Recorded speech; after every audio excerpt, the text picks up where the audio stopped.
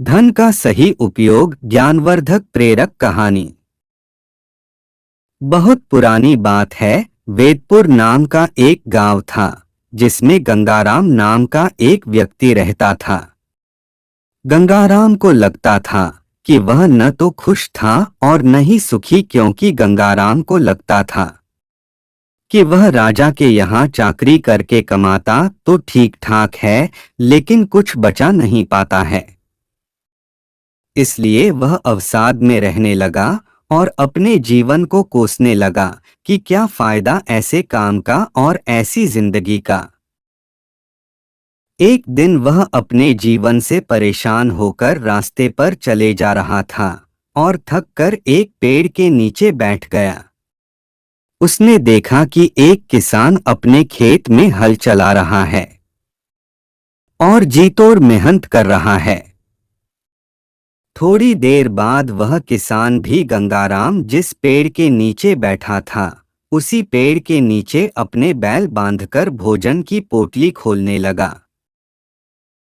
किसान ने भोजन पोटली से निकाला और वहीं पेड़ के नीचे बैठे गंगाराम से पूछा कि भाई, आप थके हुए लग रहे हो, भोजन का समय हो गया है, क्या आप चाहो तो मेरे भोजन में से कुछ भोजन खा सकते हो।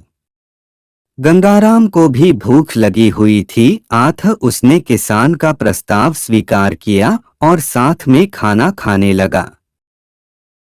दोनों के बीच फिर बातें होने लगी। दोनों एक दूसरे के बारे में पूछने और जानने लगे। बातों ही बातों में गंगाराम ने किसान से पूछा कि क्या वह अपनी जिंदगी और आमदनी से खुश है।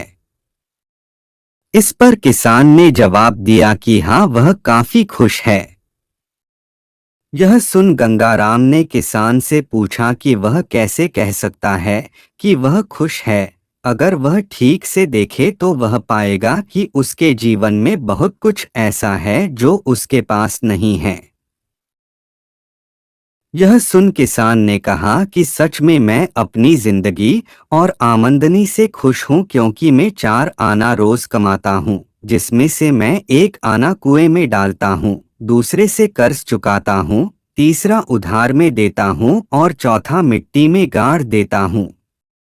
यह सुन गंगाराम की दिमाग चकरा गया कि यह किसान क्या कह रहा है, कुएं में, मिट्टी में। यह सुन गंगाराम किसान से बोला कि आप कहना क्या चाहते हो, वह कुछ ठीक से समझ नहीं पा रहा हूं, कृपया ठीक से अपनी बात स्पष्ट करें।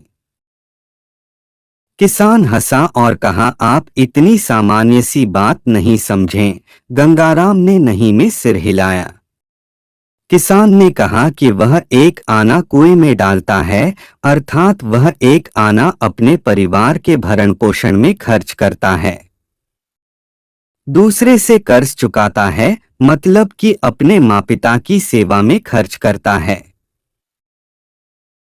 तीसरा उधार में देता अर्थात बच्चों की शिक्षा दीक्षा में खर्च करता है, और चौथा मिट्टी में गाड़ देता है, का मतलब कि वह चौथे आने को बचा कर रखता है ताकि किसी भी प्रकार की विपत्ति में वह बचत वाला पैसा उसके काम आए। यह बात सुन गंगाराम की समझ में आ गया कि उसकी समस्या उसका काम या धन नहीं है, बल्कि असली समस्या है पैसे का सही उपयोग न करना। उसने किसान की इस ज्ञानवर्धक बात के लिए किसान का धन्यवाद किया और अपने घर वापस चले गया और सही से धन का उपयोग करने लगा और अपनी जिंदगी को सकारात्मक तरीके से देखकर संतुष्ट रहने लगा। कहानी से शिक्षा। इस कहानी से हमें यह शिक्षा मिलती है कि हर व्यक्ति कम या ज्यादा धन अर्जित करता है, लेकिन अगर उसका सही से उपयोग न करे तो उसे अपनी कमाई हमेशा कम ही लगती है। इसलिए ज्यादा धन अर्जित करने से ज्यादा जरूरी है धन का सही से उपयोग करना।